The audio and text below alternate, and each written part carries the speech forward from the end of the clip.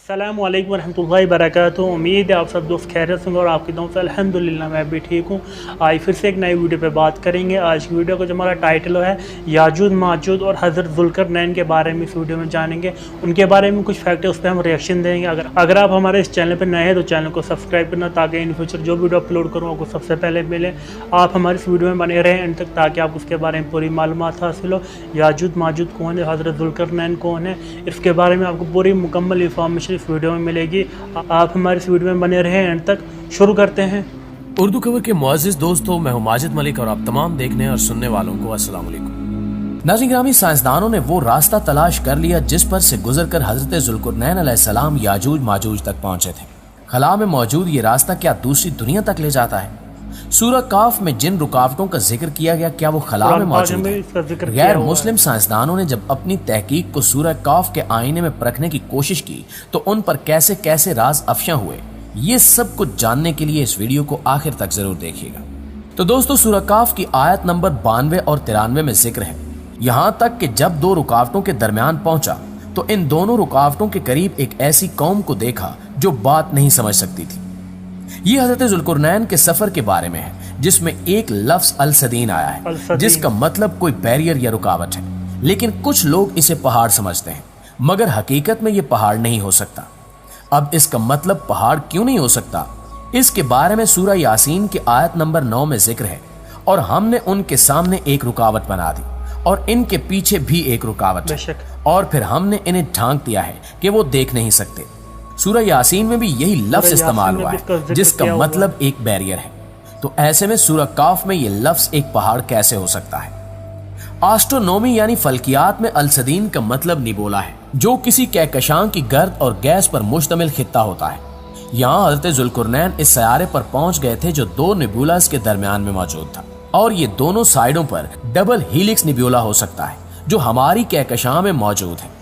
इसके बाद सूरह काफ की आयत नंबर 94 में है, उन लोगों ने कहा ज़ुल्करनैन याजूज और माजूज जमीन में फसाद करते हैं, भला हम आपके लिए खर्च का इंतजाम कर दें कि आप हमारे और इनके दरमियान एक बैरियर यानी रुकावट खींच दें। दोस्तों, इस आयत में एक बार फिर सद्दन का लफ्ज आया है। इस सयारे के लोगों ने हजरत ज़ुल्करनैन को याजूज माजूज से बचाने के लिए एक बैरियर बनाने का कहा था। ये सब किसी और सयारे में होने का वाज़े सबूत इस आयत में अल-अर्ज़ लफ्ज भी है, जिसका मतलब जमीन है। लेकिन कई इस्लामी स्कॉलर्स के मुताबिक अल-अर्ज़ को पूरी कायनात में किसी भी जगह के लिए इस्तेमाल किया जा सकता है, यानी ये सिर्फ हमारी जमीन के लिए ही नहीं है। इससे आगे आयत नंबर 96 में है, मुझे लोहे के तख्ते ला दो। यहाँ तक कि जब दोनों सिरों के बीच को बराबर कर दिया तो कहा धुनको। यहाँ तक कि जब उसे आग कर दिया तो कहा मेरे पास तांबा लाओ ताकि इस पर डाल दूं। इस आयत में जिक्र है कि वो बैरियर किस तरह बना था, लेकिन ये बैरियर जमीन पर किसी दीवार की तरह नहीं हो सकता। बहुत से स्कॉलर्स का ये मानना है कि उस दौर में जदीद टेक्नोलॉजी नहीं थी, तो ऐसे में कोई बैरियर या अनदेखी दीवार बनाना नामुमकिन था। लेकिन हजरत ज़ुल्करनैन की वो दीवार अल्लाह का एक अजीम मौजज़ा है।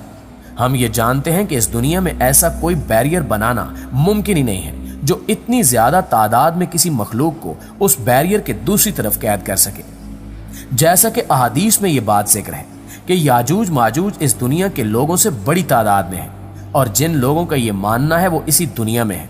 तो आज जब साइंसदान दुनिया के इब्तिदाई दिनों की तस्वीर जेम्स वेब टेलीस्कोप से दुनिया में हासिल कर रहे हैं, तो इसी टेक्नोलॉजी से ये बैरियर मालूम करना कौन सा मुश्किल काम होगा। इस आयत में जिस बैरियर का जिक्र है वो असल में एक केमिकल प्रोसेस है। गर्म लोहा एक जबरदस्त कैटलिस्ट है, जिसका मतलब एक ऐसा मादा जो दूसरे मादों में कीमियाई तब्दीलियां पैदा करता है, और ये गर्म लोहा पिघले हुए तांबे से रिएक्शन करके मीथेन और हाइड्रोजन गैसेस बनाता है, जो दो भड़क उठने वाली गैसें हैं। ये दोनों गैसें चूंकि निहायत हल्की होती हैं, तो इसलिए ये आसानी से किसी और सियारे की फोर्स ऑफ अट्रैक्शन की वजह से उसकी तरफ जाती हैं, जिसे फल्कियात में एटमॉस्फेरिक एस्केप कहा जाता है। यही वो गैसें थीं जिनको हजरत ज़ुल्करनैन अलैहिस्सलाम ने याजूज माजूज के सियारे के गिर्द बनाया, जिससे इन लोगों को याजूज माजूज से निजात मिली। नाज़रीन, ये भी मुमकिन है कि जो बैरियर याजूज माजूज के लिए बनाया गया है, उससे याजूज माजूज सितारों की रोशनी को नहीं देख सकते। इसके बारे में इस हदीस पाक में वज़ाहत मौजूद है कि हजरत अबू हुरैरा रज़ियल्लाहु ताला अन्हु बयान करते हैं कि नबी करीम सल्लल्लाहु अलैहि वसल्लम ने फरमाया, बेशक याजूज माजूज इसे रोजाना खोदते हैं, यहाँ तक कि जब वो उस सुराख से सूरज की शुआएं देखते हैं तो इनका सरदार कहता है कि वापस चलो, बाकी कल खोदेंगे। तो अल्लाह ताला उसे पहली हालत से भी ज्यादा सख्त कर देता है, हत्ता कि जब इनकी मुद्दत पूरी हो जाएगी। ये हदीस इस बात को तकवीयत देती है कि वो बैरियर गैसों से बना हुआ है, क्योंकि कोई कंक्रीट या लोहे की दीवार सूरज की रोशनी को नहीं रोक सकती और ना ही इतनी तादाद में याजूज माजूज को रोक सकती है। अब हमारी जमीन दिन ब दिन याजूज माजूज के स्यारे की तरफ बढ़ रही है और जिनका अगला टारगेट हमारा स्यारा यानी जमीन होगा, और जब अल्लाह की मर्जी होगी वो इस बैरियर से बाहर आकर इस दुनिया में तबाही मचा देंगे। अब आखिर में उन अहादीस का जिक्र करते हैं जो इस बात को तकवीयत देती हैं कि याजूज माजूज किसी और स्यारे पर मौजूद है। नाज़रीन ग्रामी, तिबरानी में है कि हुजूर अकरम सल्लल्लाहु अलैहि वसल्लम फरमाते हैं, याजूज माजूज हजरत आदम अलैहिस्सलाम की नस्ल से हैं। अगर वो छोड़ दिए जाएं तो दुनिया की मुआश में फसाद डाल दें। एक एक अपने पीछे हजार हजार बल्कि ज्यादा छोड़कर मरता है। फिर इनकी 3.25 उम्मतें और हैं, तावील, मारस और मनसब। निसाई में है कि इनकी बीवियां अपने पीछे हजार हजार बच्चे बल्कि ज्यादा छोड़कर मरती हैं। इन अहादीस के बारे में कहा जाता है कि इनकी रिवायात कमजोर हैं, लेकिन आज तक कोई ये दावा नहीं कर पाया कि ये अहादीस दुरुस्त नहीं है। ऐसी कई और अहादीस का जिक्र भी किताबों में मिलता है जिनसे ये बात साबित होती है कि याजूज माजूज कोई गैर इंसानी मखलूक है, और अहादीस में याजूज माजूज को हजरत आदम अलैहिस्सलाम की औलाद में से फरमाया गया है। दोस्तों, हजरत जुल्कुरनैन के इस मौजज़ाती सफर के बारे में जानने के बाद हम ये कह सकते हैं कि इनका वो सफर सिर्फ खला में सफर नहीं था बल्कि वक्त में भी सफर था। इससे पहले बयान करदा तमाम तर मालूमात एक तुर्क दियालोजिस्ट सिकंदर तूर की किताब से ली गई हैं, तो ये तमाम बातें हमें एक नए जाविये से सोचने में मदद फराहम करती हैं। और जिस तरह आज हम हॉलीवुड की तखय्युलाती मूवीज देखने के बाद इन पर आंखें बंद करके यकीन कर लेते हैं, ऐसे ही साइंस भी ये कहती है कि खला से ऊपर कई जहान आबाद हैं, और इन जहानों का कुरान करीम में कई जगहों पर जिक्र भी आया है।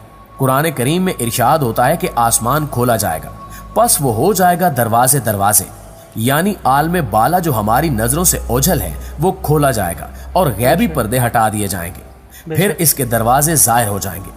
ये दरवाजे असल में वो पोर्टर्स या दरवाजे होंगे जिनसे गुजरकर हमारी अरवाह 7वें आसमान से भी आगे जाएंगे। लेकिन जो लोग ईमान नहीं लाए तो इनके लिए वो दरवाजे नहीं खोले जाएंगे। एक और मकाम पर इरशाद हुआ, वही तो है जिसने आसमान से पानी बरसाया, जिससे तुम खुद भी सैराब होते हो और तुम्हारे जानवरों के लिए भी चारा पैदा होता है, और वो इसी से तुम्हारे लिए उगाता है खेती और जैतून और खजूर और अंगूर और हर किस्म के फल। बेशक इसमें गौर करने वालों के लिए अल्लाह की कुदरत की बड़ी निशानियां हैं। नाज़रीन ग्रामी, कुरान हकीम ने इल्म के सिलसिले में दीन और दुनिया में कोई तफरीक नहीं की, सिर्फ इसके नफे के पहलू को मलूज़े खातिर रखा।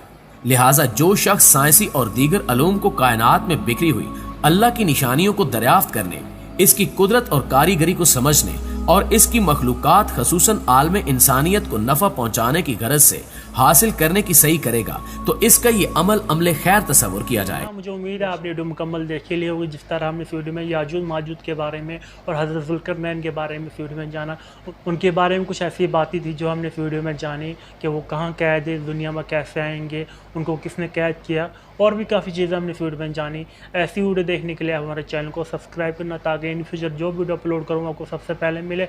फिर से मिलेंगे नई वीडियो के साथ। अल्लाह हाफिज़।